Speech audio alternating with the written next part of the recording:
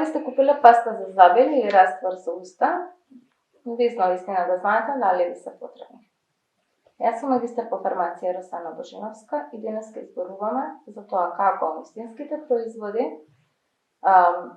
правилната орална нега и навремените совети може да спречат сериозни проблеми. Со мене е доктор Мартин Стојанов, доктор по стоматологија и медицински представник со долгогодишно искуство во работа и едукација на здравствени работници. Мартин работи со фармацевти, со стоматолози и знае точно како да ги препознаеме и да ги решиме проблемите поврзани со оралното здравје. Ти благодарам, Росана. Баш ми е драго што денеска ќе зборуваме токму за овие теми и проблеми, така што ќе дадеме реално, паметно и правилно решение кога станува збор за оралното здравје и за пациентите и за здравствените работници. Како што каже во самата најава, токму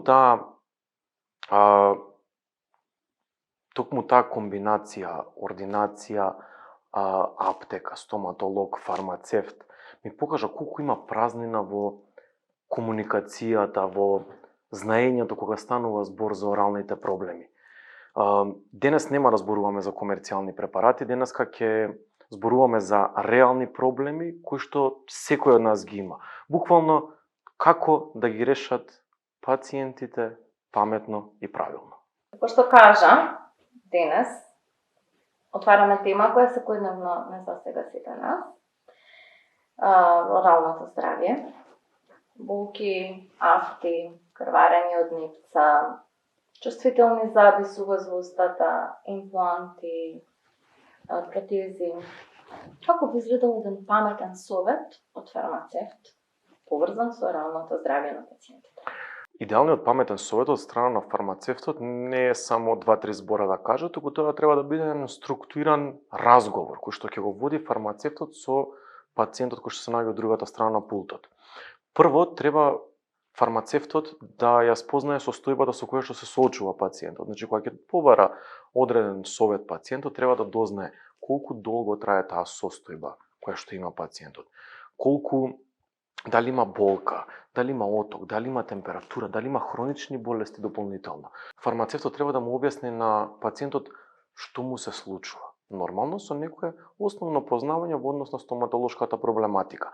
Нити да минимизира, ниту да драматизира. Следно, препорачува соодветен препарат и јасно кажува како се користи, како да го употребува пациентот, кои се мерките на претпазливост и многу важно, му кажува на пациентот што да очекува. Дополнително, мора да даде правилни инструкции за употребата на препаратот и кога треба пациентот да се упати кај стоматолог. И на крај дава еден практичен совет за секојдневна нега. Токму така, тоа трае 2 до 3 минути, но прави огромна разлика кај комуникацијата помеѓу фармацевтот и пациентот. Тоа е всушност паметно орално здравје. Не само производ, туку правилна насока. Како пациентот може да препознае дека добива квалитетна услуга, квалитетен совет од страна на фармацевтот во аптека? Фармацевтот конкретно не треба да даде само име на препаратот, повелете ова ќе ви го реши проблемот, туку едноставно фармацевтот треба да му објасни зошто го препорачува тој препарат и како треба да го употребува пациентот тој одреден препарат. Независно дали станува за одредена индикација или за секојдневна грижа, треба да му се дадат инструкции на пациентот. Но тоа мора да постави прашања. Кога препорачува нешто пациентот без да постави прашања, тој ретко дава квалитетен совет. Не ги знае проблемите со кои што се соочува пациентот. Прво, не добива само име на препарат, туку објаснување зошто му е потребен препаратот и како да го употребува тој препарат. Понатаму, добриот здравствен работник ќе постави прашања. Од кога трае проблемот, дали има болка пациентот, оток, дали користи други лекови. Ако некој препорачува нешто без да постави прашање, тоа е ретко квалитетен совет. Дополнително, ќе ви кажа колку долго да го употребувате препаратот и што да очекувате од кога ќе го употребите тој препарат. Кога пациентот би очекувал да има подобрување а кога треба да се јави на стоматолог. Бидејќи доста од пациентите и се плашат да отидат на стоматолог, па првото решение го бараат кај фармацевтот. Фармацевтот треба да биде тој кој што ќе даде правилна насока и за употреба на препарат и дополнително да го насочи пациентот кон стоматологот. Фармацевтот нема да ви ветува чуда преку ноќ, туку реално подобрување на состојбата со правилна грижа.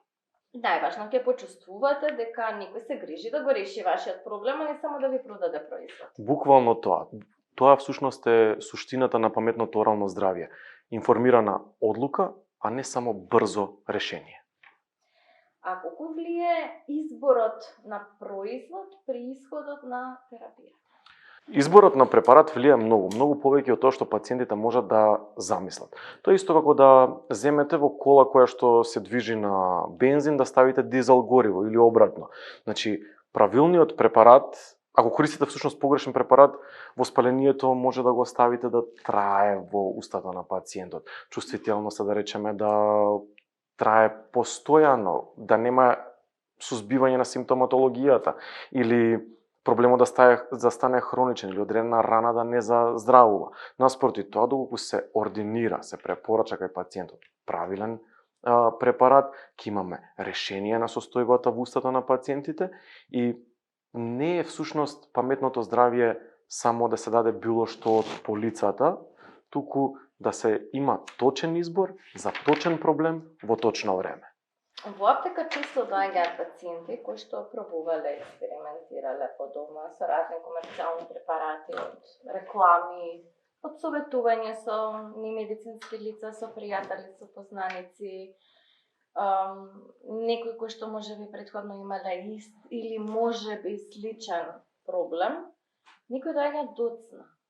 Кога проблемот веќе е комплициран, имат неиздржлива болка, оток, некои имаат нарушен говор. Тука улогата на фармацевтот е огромна, да препознае кога може да помогне, а кога треба да упати на стоматолог. Токму така, работејќи секојдневно со фармацевти, фармацевски техничари, сватив дека голем дел од нив нема доволно познавање кога станува збор за проблемите во устата на пациентите. Како да ги препознаат проблемите, што да го прашаат конкретно пациентот и од друга страна што да препорачаат. А најбитно кога да го упатат пациентот кај стоматолог, особено тие кои што се плашливи пациенти. Од друга страна, често гледам и стоматолози кои што го завршуваат третманот само на стоматолошкиот стол, без да дадат правилни инструкции за одржување на постигнатите резултати кои што се завршени после конзервативниот или хируршкиот третман во ординација, што и некако пациентот останува без понатамошни насоки за понатамошна нега. Токму таа фаза на одржување е многу битна фаза за да немаме рецидив на одредена состојба или болест која што има пациентот. Без тоа проблемот може само да се врати.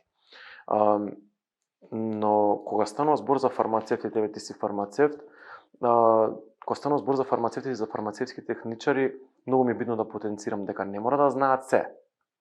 Нормално се учи стоматолошки факултет 5-6 години, но мора да знаат одредена состојба да ја препознаат и да знаат кога да го упатат пациентот кај стоматолог.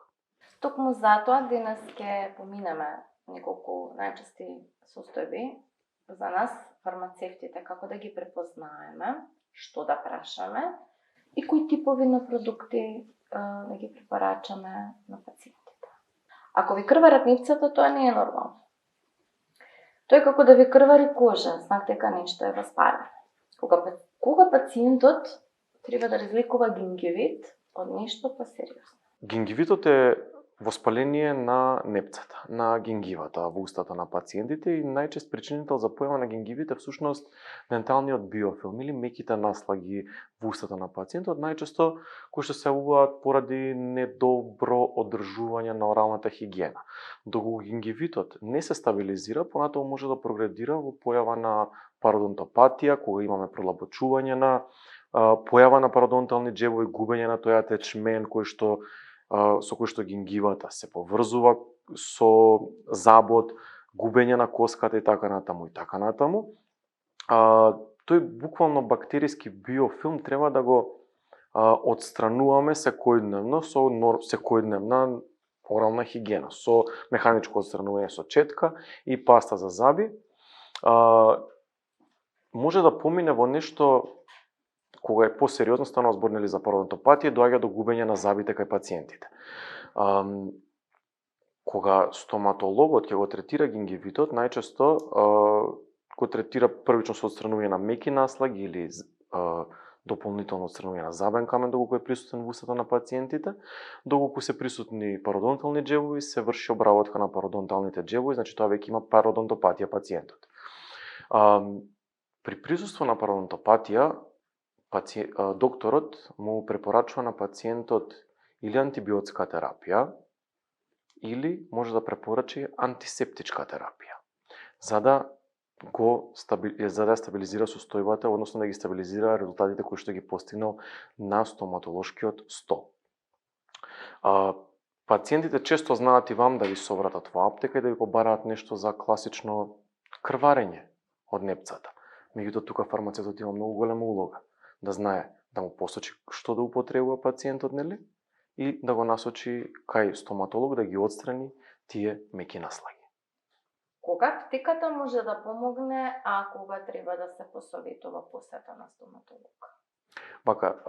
Кај стоматолог, конкретно, пациентите треба да имаат редовни посети, нели? Првично треба да имаат секојдневна орална хигиена, меѓутоа треба да прават и редовни посети. Во зависност од состојбата која што има пациентот, доколку е здрав пациент и одржува нормална хигиена, треба да има посети кај стоматолог на некои 6 месеци, чисто да се види да не дошло до некоја промена. Меѓутоа, како некој пациент со ризик, тука треба да имаме почести посети на секои 3-4 месеци да се види до каде е ситуацијата во устата. Дополнително пациенти со ризик кои што можеби имаат вештачки валвули, историја на ендокардит и така натаму и така натаму, и тие пациенти треба и tekako да имаат антисептична средина во устата, односно не постојано антисептична, туку да не дозволуваат да имаат отворање на рани, каде што може да настане инсеминација на бактериите преку крвта да завршат во некои простори во организмот.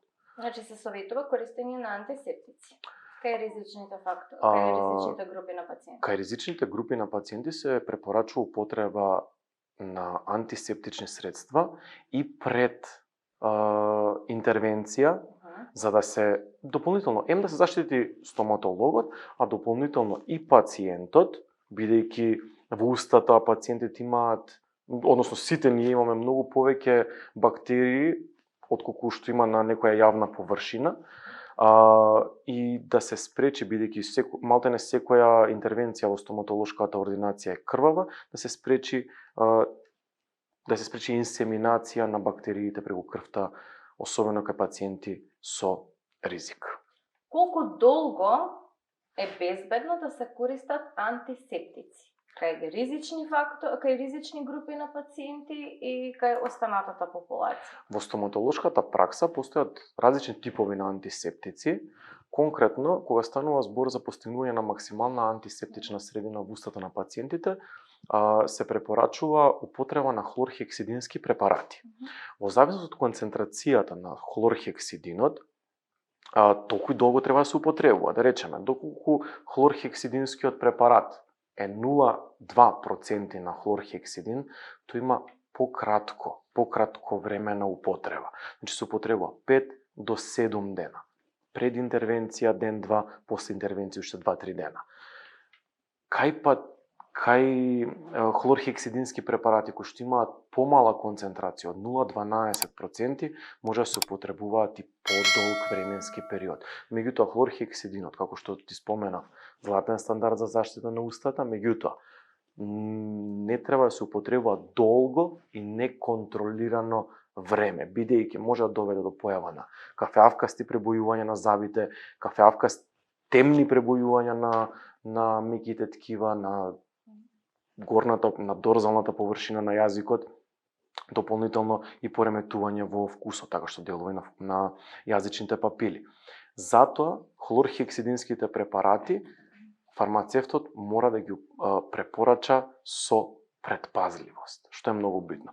Кај нас на пазарот постојат хлорхексидински препарати во форма на раствори и во форма на гелови. Како што спомена, во акутни состојби или кај пациенти со ризик кои што се подлежни на стоматолошка интервенција, добре се употребува хлорхексил екстра 5 до 7 дена. Понатаму може пациентот да употребува хлорхексил long use, кој што е безбеден за употреба и до 60 дена, без ризик од тоа пребојување кое што го споменав претходно и без ризик од пореметување во микрофлората во устата.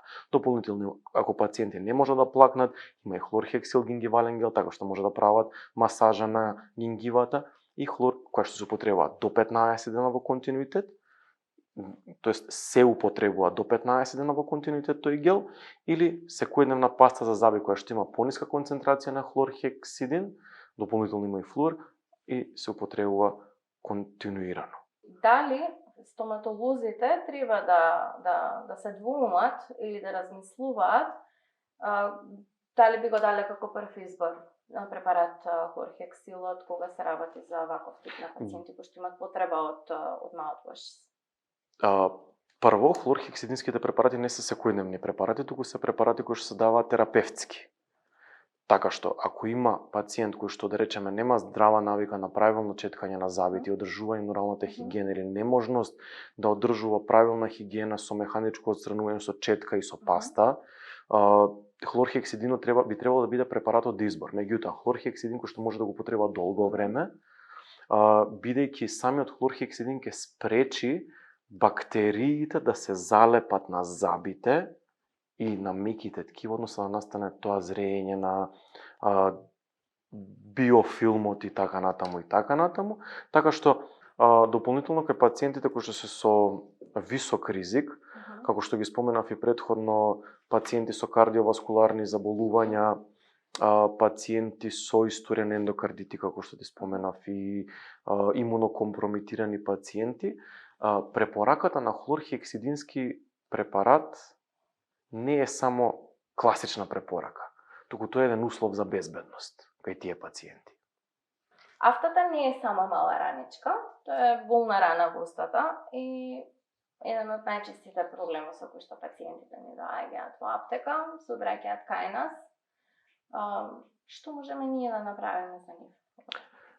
Се сложувам. Доста од пациентите првично се обраќаат кај фармацевтот, заобиколувајќи ги дали матичните доктори по општа медицина, дали стоматолозите. Токму кај фармацевтот или фармацевскиот техничар се обраќаат од прва. Афтата представува еден проблем со кој што се соочува 1 од 5 пациенти во текот на животот. Тоа е една навистина болна состојба во устата, на устната празнина кај пациентите, која што може да трае навистина долго време. Доколку станува збор за мала афта, таа афта може да заздрави до 15 дена, меѓутоа да биде навистина болна. Меѓутоа доколку станува збор за некоја поголема афта мајор, таа афта може да трае до 60 дена и повеќе, така што навистина тука по-различен е терапевтскиот пристап од страна на стоматолог. Фармацевтот конкретно може да препорача одредени препарати, меѓутоа мора да знае дека со сигурност тоа станува збор за афта, а не за било каков друг тип на рана во устната празнина. Пациентите не ги знаат новите пристапи во олеснувањето на симптоматологијата со афтите, во третирањето на афтите. Повеќето се уште се во потрега по препарати на база на прополис или анилински бои како метиленско плаво. Кажи ми, Мартин, што е она што е моментално достапно на нашиот пазар, ни е блиску и можеме да го препорачаме на пациентите? Ете да им ги олеснеме симптомите поврзани со афтите и да го скратиме време траењето на лекување. Така, конкретно, како што спомена ти претходно за афтите, тоа е една болна рана, која што е начално отворена рана, која што е покриена со фибрински налеп, окружена со црвено хало, чисто да знаат и здравствените работници кои што не се соочувале многу често со афти како фармацевти или фармацевски техничари. На таа рана треба да даеме нешто кое што ќе го забрза тој регенеративен потенцијал. Односно, конкретно во светски рамки за третман на афти се препорачуваат и хиалуронски гелови, хиалуронски препарати кои што се нанесуваат врз самата рана и го зголемуваат тој регенеративен капацитет на самото ткиво. Комбинација од хиалурон со сукралфат за многу побрза епителизација како хиалгелот или според многу во светски литератури посочено препарат како букосерилот кој што е депротеинизиран серум од телешка крв со полидоканол. Полидоканол дополнително на самата афта прави обезболување бидејќи има и благ анестетичен ефект, така што кај пациентот ќе направи побрза регенерација, ќе овозможи обезболување, односно сузбивање на таа болка која што има пациентот. Хиалот и букосерилот ни се достапни во Македонија, така? Така, достапни се по аптеките низ државата.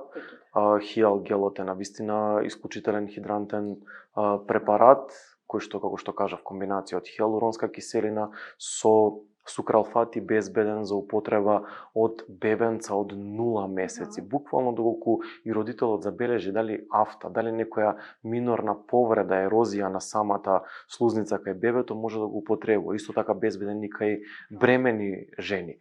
Наспроти тоа, букосерилот не само што може да се употребува на афти, туку може да се употребува и на поголеми рани кои што се во устната празнина кај пациентите за побрза регенерација. Тоа е многу битно, да се знаат тие информации за да се зголеми регенеративниот потенцијал на мекото ткиво во устата. Значи, ние како фармацевти, кога ќе дојдеме во контакт со пациенти кои што имаат ваква симптоматологија и ваков проблем, хиалот би го препорачале кога се работи за некоја поедноставна проблематика, односно полесна симптоматологија поврзана со афтите. Букосерилот веќе би го третирале како препарат за некои посериозни проблеми, како и нормално патувањето на пациентот на стоматолог. Буквално. Кога сме кај чувствителни заби. Кога чувствителноста на забите представува проблем. Јас имам пациенти кои што доаѓаат со сугестивна болка за забите, некоја непријатно чувство, на топло, на ладно, на благо, кога се конзумира. Од она што знаеме е дека ако нешто забот пицка на ладно, тоа значи дека не е забот расипан, туку дека е забот оголен. Така. Ова прашање кое што ми го постави сега, не може фармацевтот да најде конкретно решение. Стоматологот е тој кој што има тераписки модалитети и во ординација кој што може да ги примени, меѓутоа постои можност и да препорача одреден тип на препарати кои што содржат, да речеме, комбинација од органски со неоргански флуорид, кој што доколку ја дијагностицирал хиперсензитивноста, чувствителноста која што се јавува поради отворање на дентинските тубули, а не постои кариес на забот кој што треба да се отстрани, да се направи полнење со композити и така натаму, кај тие отворени дентински тубули би било добро пациентот доколку докторот му препорача да употребува флуоридни препарати кои што се, да речеме, комбинација од органски со неоргански флуорид, кои што ќе направат затворање на тие дентински тубули и тие нервни завршетоци нема да реагираат на било кои дразби кои што потекнуваат од надворешната средина. Еве, јас имам искуство со Калмодент. Што би потенцирал како доктор по стоматологија за тој тип на препарати? Калмодентот е исклучителен препарат. Ти благодарам што имаш искуство, се надевам дека е позитивно. Позитивно е, да, сега. Драго ми е дека е позитивно. Дали кај себе го имаш употребувано или кај своји пациенти го имаш препорачано? И кај пациенти и кај себе, бидејќи самата јас имам хиперсензитивност на забите, а исто и пациенти кои што сум ги препознала во таа ситуација, сум ја препорачала Калмодент и баш сум имала позитивно искуство, морам да признам. Што би кажале ти како доктор по стоматологија за тој тип на препарат? Драго ми е дека имаш позитивно искуство со овој препарат. Навистина еден исклучителен препарат кој што е комбинација од органски со неоргански флуорид. еден исклучителен состав кој што навистина направи брза оклузија, односно затворање на тие цевчиња кои што се наоѓаат во дентинот, кај тие соголени вратови на забите и така натаму, така што кога ќе ги запечати тие дентински тубули, нема да дозволи надворешните дразби да ги иритираат. Калмодентот како препарат, покрај тоа што може да се употребува само и за десензибилизација, кај хиперсензитивност, може да се употребува и за реминерализација на деминерализирани зони на забите кај деца, што е исто многу битно, иако е флуориден препарат. Затоа аз ќе подискутираме подоцна, да. Во ред. Меѓутоа, калмодентот мора да се дадат секако од страна на фармацевтот и од докторот, правилни препораки, бидејќи не е препарат кој што треба да се употребува константно, постојано, долго и без ограничување, туку е препарат кој што се употребува во строго ограничено време. Да речеме месец дена се употребува, па најмалку месец дена пауза, па месец дена се употребува, па месец дена пауза. И тоа би имал јас да го кажам во кратки црти за калмодентот. После 7-миот ден на употреба веќе знаеме дали има ефект препаратот. Навистина, не би сакал, бидејќи јас работам во оваа компанија да зборам за препаратот, меѓутоа јас имам позитивно искуство со калмодентот како препарат, буквално за 7 дена ми се намали хиперсензитивноста во долниот фронт. Во ред, Мартин, друга стоматолошка вака проблематика со која што се среќаваме во аптека и нашиве пациенти се жалат, е сувата уста. Кои пациенти страдаат од ксеростомија или сува уста? Баш ми се исуши устата сега во стреснава ситуација. И зошто на состојба е опасна на подолги стази? Вака, во моментов јас се напив вода, бидејќи, како да речам, осветлување, камери, нормално дека ќе имам сувата уста поради стресот кој што го имам во моментот, не секојдневната состојба.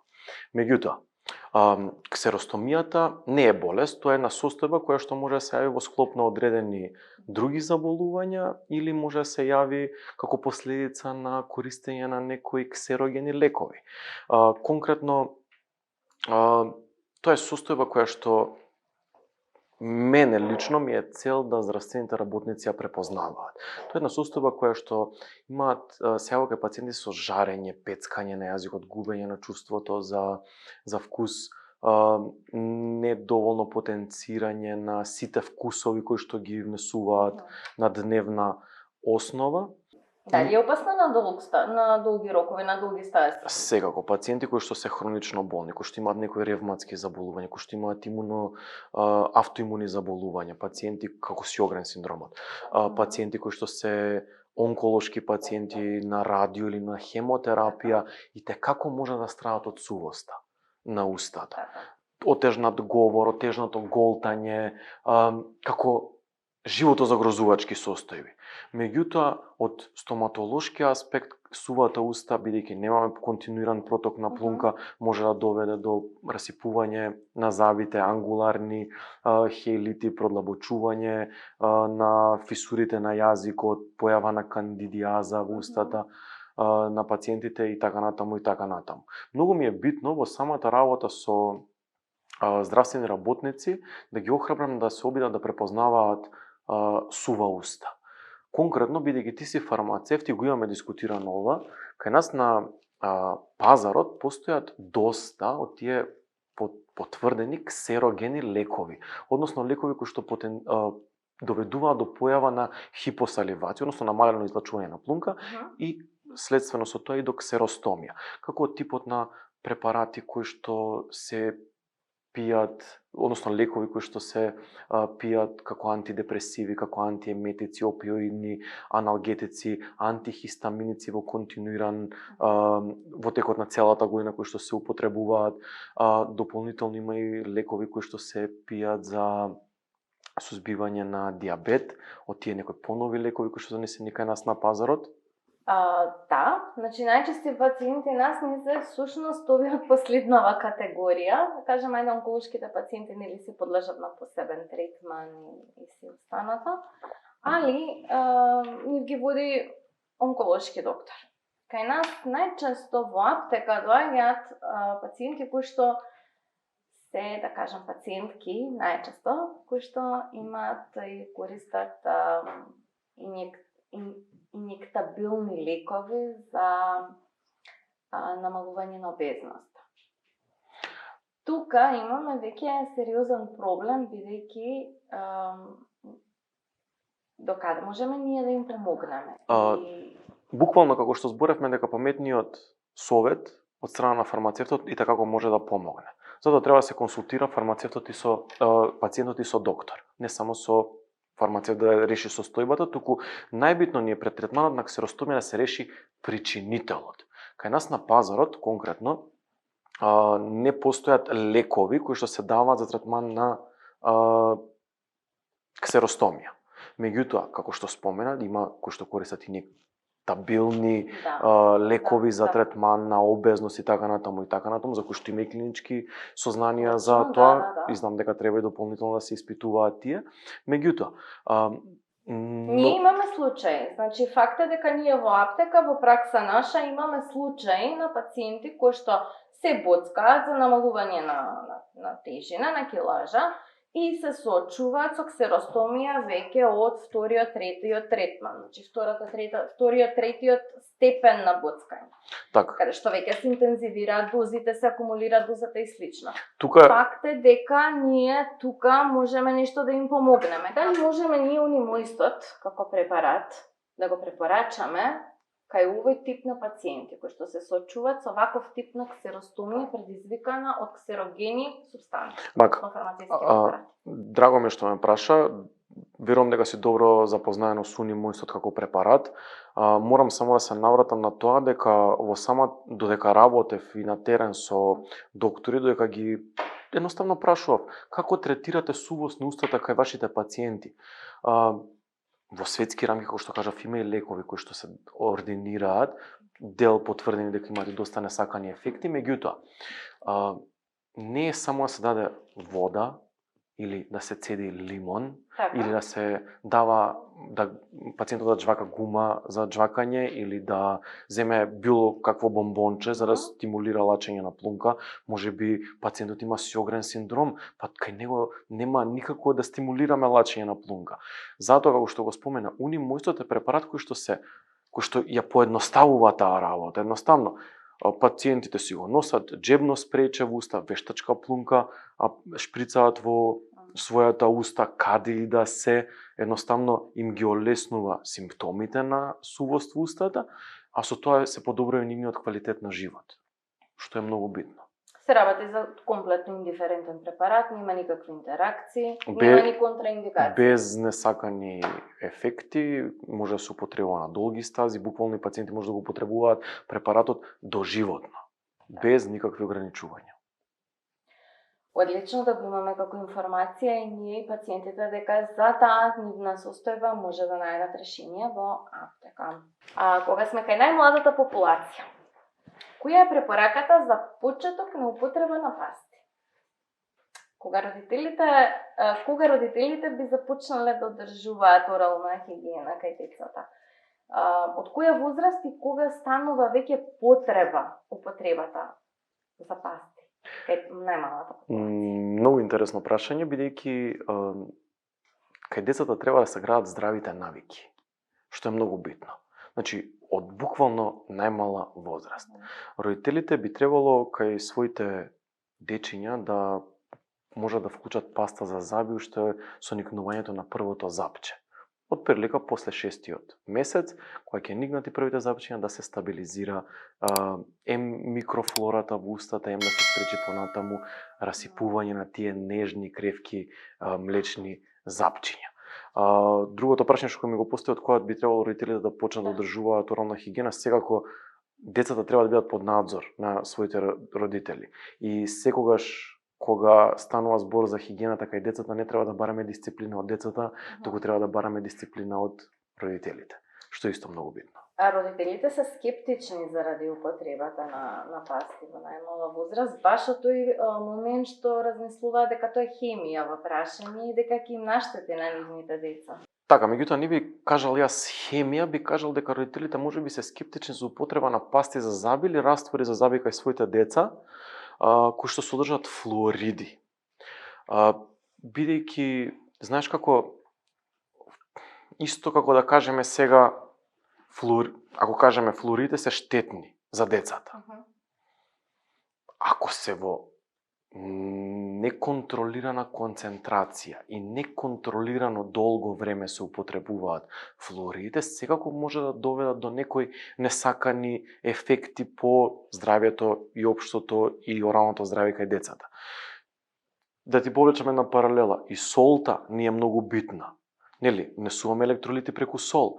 Ако претераме со премногу сол, ќе си доведеме до несакани ефекти во организмот. Или шекер. Шекерот ни е битен за енергија. Ако претерано несуваме шекер, ќе станеме обезни. Затоа и флуоридите, доколку се со правилна препорака за возрастната група, кај дечиња над 2 години да се употребуваат пасти за заби кои што имаат 1000 ppm на флуор, кај дечиња веќе над 6 години да се употребуваат пасти за заби кои што имаат веќе до 1400 ppm на флуор, тоа е идеална концентрација за таа возрастна група. Плюс ако во пастата имаме пребиотски.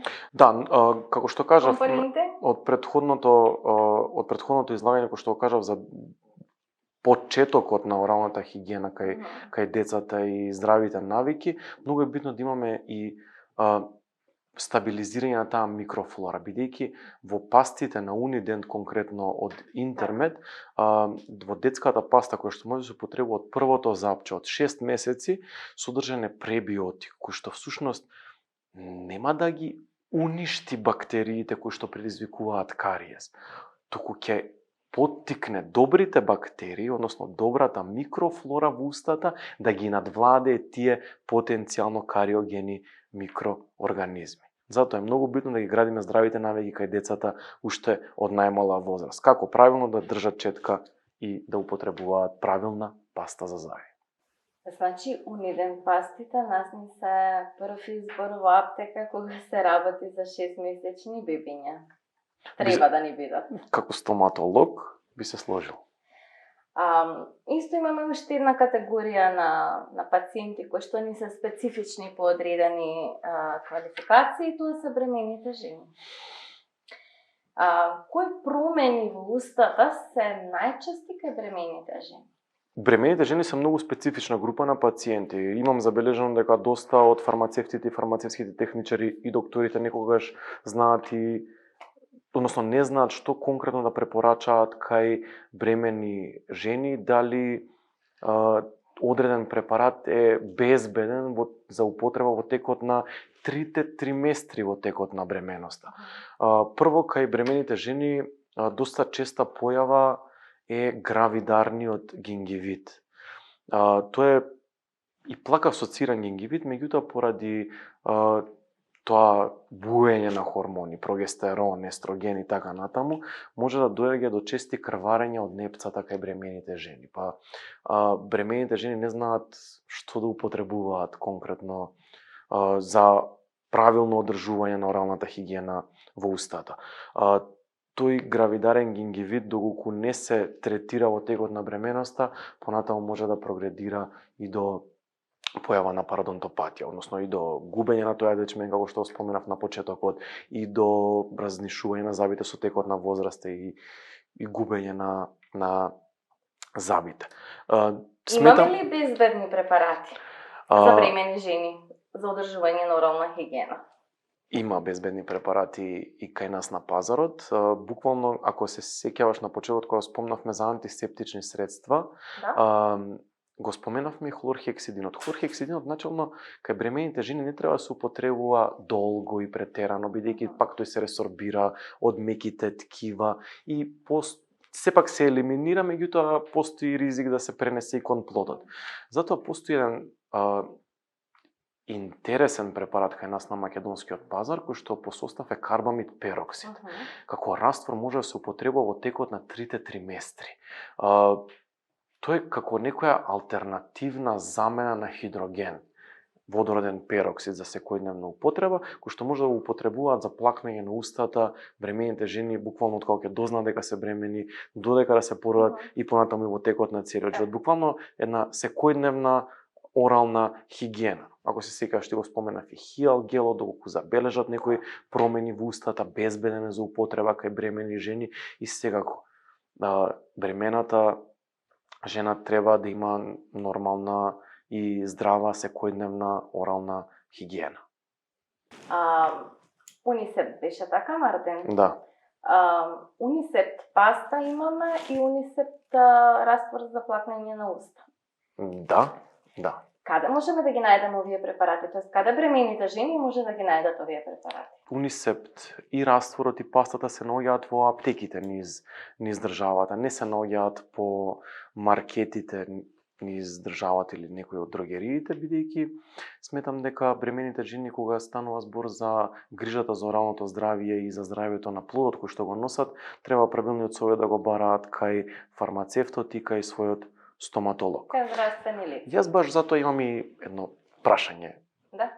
До тебе би сакал да те прашам пред да продолжиме, кои се најчести грешки кои што ги прават пациентите кога ќе дојдат, а имаат проблем во устната празнина? Најчести грешки што ги прават пациентите во домашни услови е тоа што без стручна консултација се подвргнуваат на користење на разни препарати, комерцијални, најчесто од маркет или од дрогерии, раствори за чистење на уста, пасти, гелови, препарати за белење на заби кои што не се клинички подкрепени и издржани, раствори за гаргара правење кои што содржат алкохол, кои што привремено им дава чувство на леснување, И свежина, намалување на болката и слично. Друга грешка што ја прават е употребата на препарати само заради името. Односно, Веќе познати звучни препарати? Веќе познати, долго време присутни на пазарот. Звучни имиња на препарати кои што фигурираат по реклами, комерцијални најчесто и кои што се најлесно достапни. Што можеме ние тука да направиме, како ние тука да ги насочиме пациентите и сите оние кои што имаат потреба од соодветна орална хигиена да го најдат своето решение на вистинското место. Конкретно за појавата на двете најчести болести во устата на пациентот, кариесот и пародонтопатијата, како главен причинител за негова појава се меките наслаги, биофилмот во устата. Мора да се отстрани тој биофилм механички. Многу ни е битно да имаме правилна паста за заби, правилна четка за заби и паста за заби која што навистина ќе ни помогне за одредената состојба која што имаме. Дали ќе биде за секојдневна употреба или терапевтска, со правилен совет од здравствен работник да знаеме која паста да ја употребуваме. Дополнително може да се вклучи и раствор, за да, ако треба некој антисептичен раствор или раствор за секојдневна употреба, кој што навистина ќе биде од полза за оралното здравје, и може да се вклучат и интердентални четки, кои што навистина интересен момент да се аплицираат помеѓу забите, бидејќи со обичното четкање на забите, ние ги четкаме забите само 70% од надворешната површина, од внатрешните површини. Меѓутоа, со интердентална четка ги четкаме забите и измеѓу самите заби.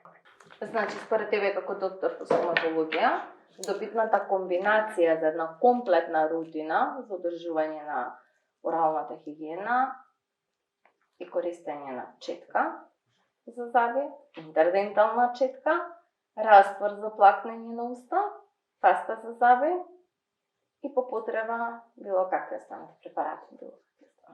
И морам да потенцирам редовни посети кај стоматолог и секако советување со здравствени работници, што е многу битно.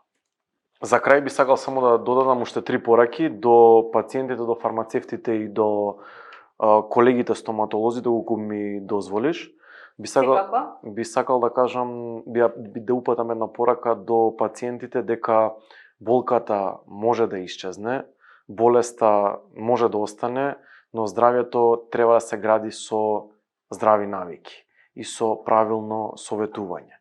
Како што кажав и претходно, до фармацевтите би посочил пораката дека не мора да знаат се, но мора да знаат кога да го упатат пациентот кај стоматолог и кога да му дадат правилен препарат за одржување на оралното здравје, и до колегите стоматолози дека самата интервенција и успехот на една интервенција не завршува со последниот шав, со последното полирање или промивање на устата на пациентите, туку успехот на една интервенција зависи од правилната препорака за одржување на постигнатите резултати по интервенцијата.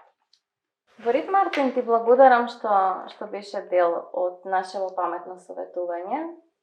Се гледаме во следна прилика со повеќе детали за одредени патологии, дополнителни кои што ќе се среќаваме почесто со пациентите во аптека. Ние продолжуваме да го демистифицираме светот на фармацијата, Smart Health, затоа што грижата за здравието е тимска работа, а ние сме многу повеќе од само